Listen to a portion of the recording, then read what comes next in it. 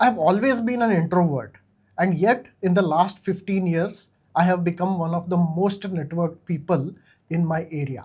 How is that possible? You don't seem like an introvert, man. I don't seem, but I am, right? Okay. And that's what I'm going to talk about today as to what I did or what happened because of which I don't seem like an introvert.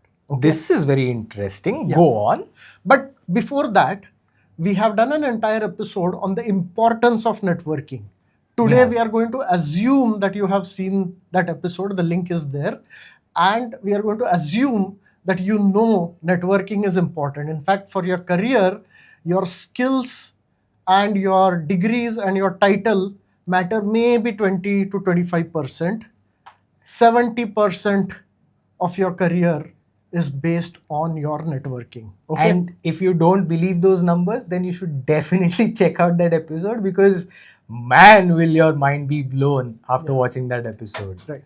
So, but this episode is about how to improve your networking. What do you have to do, especially if either you're an introvert like me, or again, like me, you're one of those people who thinks networking is somehow like a sleazy, bad activity. Yeah, right? we've received a couple of comments on that episode about how to do networking. So we figured this was a good time to talk about it. Right. But before that, let me start by pointing out how bad I was at networking. Okay. Go on. How bad were you at networking?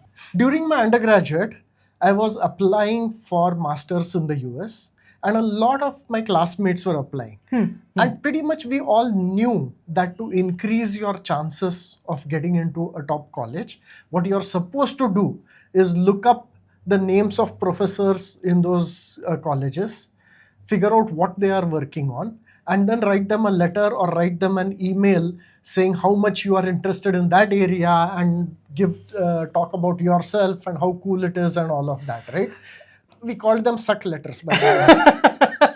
But listen, honestly, suck letters are not always sucky letters, because sometimes you actually want to work in that area, man. It's not like every student writes suck letters. Except that I hated the concept. I didn't like the idea of writing a letter which sounded so fake to me in my mind, right? I didn't write a single such letter. And there is a good chance, a good possibility that I got into a university a little ranked lower than where I could have gotten if I had done this suck letter stuff, right? Okay. And that is what I thought of as networking. Okay. Another example is that, after I was done with my education and then during for internships and jobs, the way you get it is again by networking with people from industry, right? Now, I was lucky that my PhD advisor would pay for me to go and attend top conferences in my field. Wow. Okay. And he made it very clear to me that my job when I go to the conference is to schmooze with the industry people there. Okay, we use the word schmooze. Okay. But basic idea was that you go up to them and you talk to them about what you are working on, what they are working on, just generally show an interest, so that they know about you. And when it comes time for you to look for a job, they already know you, or they themselves will reach out to you, right? But schmoozing sounds so sleazy, Naveen. And that is what it was in my head. Yeah. All these conferences, I never schmoozed with anybody. I just hung out with my own friends, and that's it. Okay. So any jobs I got were not because of my networking. Okay. All right. But people would probably say that you got the job purely on the basis of your talent and had nothing to do with sucking up to people and schmoozing with them and being sleazy with all of that. These are the people who haven't watched our previous episode, right? Right. I will not go into the details of why networking is important. I want to talk about how to do networking. But before you learn how to improve your networking, you have to first really, really understand that networking is not a bad, ugly thing. Right? Yes. I have observed that a lot of people who are bad at networking are bad because in their head, like me from 20 years ago, they believe that networking is an ugly thing. Okay. And that, it's only for extroverts and I'm an introvert, I will never be good at it. Okay. Yes. And in general, I did agree with both of these reasons 20 years ago, right? Yeah. So what changed? Let me talk about my story. Around 2006, 2007, I was working for this company called Veritas.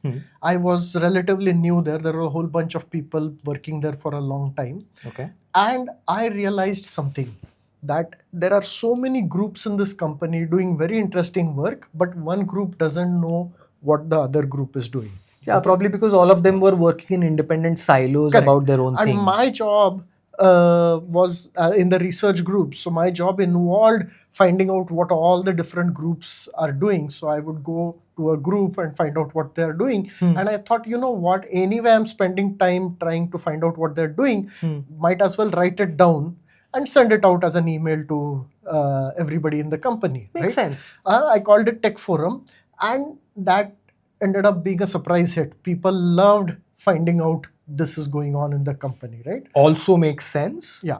Then a couple of years later, for unrelated reasons, I quit. I went off on my own. And then I had a realization that what I had noticed inside Veritas, the same thing was true at the level of my city, Pune. Right? There was a whole bunch of interesting companies, but most other people in the industry didn't know about that company because there was no place where there would be information like this, right? Yeah, your bird's eye view level went higher from the company to the entire city, and you could see different companies doing different things. I mean, it didn't go up by automatically, but I realized from my previous experience that if I do this, it will add value, people will like it. So what I started doing was take the time out to go find interesting companies, go ask them what they are doing, write it down in a blog that I called Pune Tech. Right? Oh, okay. And I would just do that. My primary purpose of doing that was because I did want all these people in industry here to know about the interesting stuff going on, all these cool people doing cool things. Makes sense. Yeah. 5-6 years later, I suddenly realized that as part of doing this, I had suddenly become one of the most networked people, right? All these people knew me, they knew about me, and I knew these people. Okay? Yeah. This actually reminds me of what you said in the previous episode on networking that we did, that networking happens as a side effect. Exactly, right? I mean, if you had asked me in those days, are you networking? And I would say, are you mad? I don't like networking. Right? Yeah. But I was doing this, I was writing this blog, and noticed that I wasn't doing anything for myself, or at least I thought I wasn't doing it for myself. Yeah. And when I went to these people, I didn't go and talk about myself and try to point out how cool I am and all that. My meetings were all about how cool you are, and you tell me about what are the cool things you are doing, right? Yeah. This is like opposite of networking, or that's what I thought, except that this is networking. Most people think of networking as you are going around doing self-promotion. Yeah. Okay? The real networking is you are going around doing something useful for people, and as a result, they just know about you. Okay? They don't necessarily have to know all the details of how cool you are. Right? You don't have to go and tell them all your entire resume. Correct? Yeah. But just by the fact that you are doing something useful over an extended period of time, right, is enough for people to register you as a good person to know.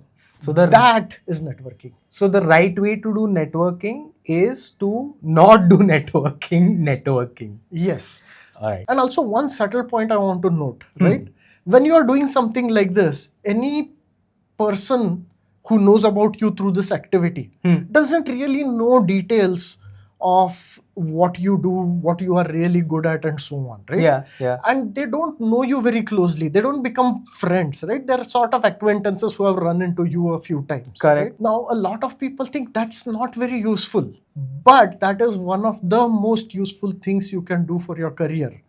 It is called the power of weak ties. I was just about to say, this seems like the weak tie effect that Absolutely, you're talking about. right? The power of weak ties is research which shows that when you are looking for a job, the best job offers are not going to come from your close friends or your close colleagues. They are going to come from people further out in your network who are just vaguely aware of you, right? Yeah. Research shows that, yeah. And we have spoken about this in the previous episode. We've given a reason as well for Yes, it. You should exactly. definitely check Right. that out. So, networking, this new definition of networking is that do something which is useful for other people, as a result of which, as a side effect, a lot of people know about you and they have a positive impression of you. That's all you need to worry about. That's absolutely, that makes sense. That totally makes sense. So let's go through some do's and don'ts of networking. Okay. Okay, great. Let's start with the don'ts. Okay. Do not network for the sake of networking. Okay. There exist these events which are just purely networking events. Okay. Waste of time because everybody there is trying to self-promote. I think of them as a way to establish weak ties, as a way to make acquaintances, and then probably whatever. No, the better way to establish weak ties is by actually doing something useful, right? You don't want to be known as a networker. Yeah. Right? I wasn't known as a networker. I was known as the Pune Tech guy who writes about interesting companies. See, there is a difference. Good point. Okay? Absolutely. Second is that whenever you do something for the community, I've been harping on do something useful to other people, right? Do not think of it as a transaction. Do not think of it as, okay, what do I get out of this? Okay. That short-term thinking will cause two problems. Okay. One is that the things you do will be low value things which don't have a long-term compounding effect. And second is people instinctively realize that you are doing something short-term for personal gain. And that forms a very different impression in their head compared to when you are doing something which is for the community and it can be seen that this is for the community, right? See, but here is the thing that most people stumble on, which is that this takes time, which they have to take out of their working day or out of whatever their business. Is that a judicious use of their time is what most people wonder. Excellent question, right? And I would say it is one of the most important uses of your time, right? Okay. Because as I said earlier, 70% of your career success is going to come out of your network. Okay. Right. So it obviously makes sense to put in, of course, you don't put 70% of your effort into that, but at least put more than the 2% you are doing, right? There have been research, there have been surveys showing two things. One is that people don't put enough effort into networking and most people would like to do more, but they don't know how. Right. Okay. Important to realize is that this is one of those things which compounds over time. If you watched our episode on compounding, you should know that in the beginning, it looks like there is no return you're getting, right? It is like a flat, almost ROI, flat right? line, yeah. And then later on, it just goes up like this. So the whole thing about compounding is that you can't see the ROI in the beginning, but the return is there. It is loaded all in the back. So the later half of your career, you will thank yourself for having done that, right? Related to this is what is known as Gates' law. Yeah. We overestimate what can be achieved in 1 year and we totally underestimate what can be done in 10 years, right? Yeah. So if you're doing an activity like this, it is completely okay for you to think it's a waste of time for the first 2 years. But by the 10th year, you are seeing results, right? So think of it, it's a 10-year plan, not a 2-month plan, not a 6-month plan. Yeah, and the results of your efforts will start paying off in the second half of those 10 years or actually closer to the end of those 10 years. Exactly. Because if I had goals for Pune Tech, right, I would have given up at the end of 1 year or even year 2, right? Yeah. My first event was attended by like 3 people, okay? What? So, but it grew over time, right? But wasn't 3 people demotivating? Didn't you feel like, "Arey yaar, nothing is happening, why am I even doing this?" In general, I knew about the concept of compounding and that initially it takes time to build up. So importantly, I focused on the fact that each time was a little better. As long as that is true, I know it's okay. Once it starts stagnating, then you have to reevaluate everything. But then one good thing out of that was you made great friends along the way. That's the next don't. Okay. The purpose of networking isn't to make friends. Okay. the 5 close friends that you have, or Huh. the 15 good friends that you will have, right? Dunbar number, right? Exactly, first and second Dunbar numbers. We've done an episode. Check out when you Right. after this one. Yeah. Those are not your network, and as we said in the weak ties, those are not the people who are going to get you the jobs, right? Your network is the 150 acquaintances and the 500 people who sort of know you, right? Yeah. That is the purpose of networking. So do not approach networking from the point of view of every person I meet, I have to make them my friend. So don't look at it as a way to make friends. Let them become friends along the way. Exactly, yeah. If it Yeah. happens, it happens. Side effect. Okay? Yeah. Yeah. I am a side effect, it seems. Right. And most importantly, Huh. focus on the activity you are doing and whether that is adding value to somebody. Okay. Do not focus too much on, oh, am I making acquaintances? Is my network growing? Don't look at numbers like that. Is there an argument to be made that you're kind of taking advantage of people in this process? Well, think of it. I was doing things that is adding value to them. How am I taking advantage? Right? I'm providing useful information for them. True. Correct? That makes, yeah. In fact, that is what allowed me to do this, even though I have such a strong, oh, I don't want to network and I don't want to do sleazy things like self-promotion. Right? Yeah, because in this case, you were actually helping them out. So it was not sleazy at all. If anything, you were being very generous and helpful and benevolent to Yeah, all of and them. 15 years later, I realized that I was doing self-promotion. I just didn't realize it and they didn't realize it either, right? If it works, then it works. Exactly, Why not? yeah. But the question is how to definitely make it work. Is Correct. there like so let's go through the do's, right? Okay. Networking should happen as a side effect of Yes. something useful you are doing for others, Correct. right? Focus on giving, okay? It shouldn't be transactional. You shouldn't focus on what is in it for me, okay? But if you give too much, then there is nothing left for you to keep for yourself, and won't that hamper your chances at the workplace That- specifically? It is short-term thinking, okay? And I'm not saying spend all your time networking, just a little more time than you are doing right now. Fair, right? okay. Also, this is a long-term activity. That's why doing a little bit every week is good enough, because it's a 10-year plan, not a 3-month plan, not a 1-year plan. It doesn't make sense to suddenly at the end of the week try and start doing things for people. You need to do bit by bit here and Right. there, this and that. And don't get discouraged if you're not making close friends, right? You just know a large number of people just a little bit. That is fine. That is networking. Can I ask you how long it takes to build a good, solid network? 10 years, Gates' law, right? Okay. But the first half of it can be frustrating. So it's extremely important to keep in mind karmanyavadikaraste, right? You are doing the right thing. You are adding value to people. Don't focus on what you are going to get out of it. If you do that, then you will get things out of it.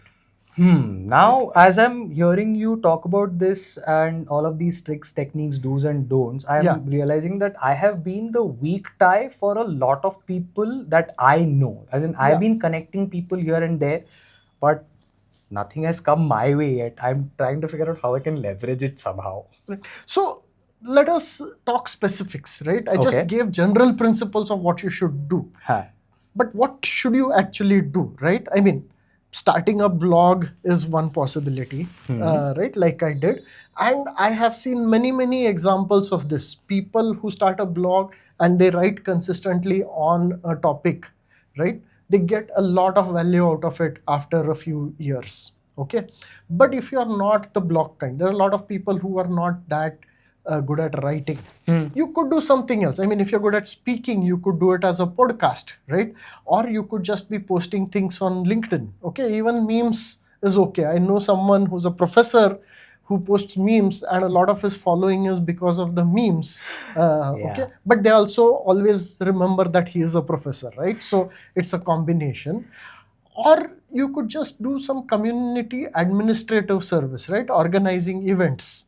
Right? It's one of those things that seems like a thankless job, so nobody wants to do it. But the person who does it consistently for 10 years is going to be one of the most networked people, right?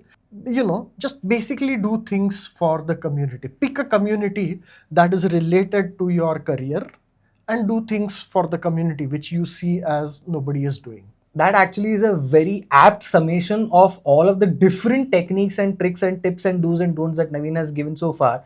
But here's what I just realized. Within an office, it seems like the best way to do networking would be to just have water cooler conversations and gossip a lot and get information and, sort of build ties. Maybe. Okay. Yes, gossiping is going to give you a lot of those weak ties, right? Lots of people know you. But the question is, what sort of impression are they carrying about you, right? Good point. An important part is all these acquaintances should have a positive professional impression of you. Very Right? good point. So Right, don't so- spend time at the water cooler. Don't be very gossipy about Well, stuff. I mean, do some gossip, but take time out to talk about things related to your profession. Yeah. Right? Wow. This was an exhaustive primer on how to do networking, and I'm already starting to think of ideas that I can implement in my own life. Absolutely. I have been looking at networking completely wrong all my life. And although I'm about 15 years late and 15 years later than when he started, I still think I have lots of time. Well, as they say, the best time to start networking was 15 years ago. The second best time to start is today.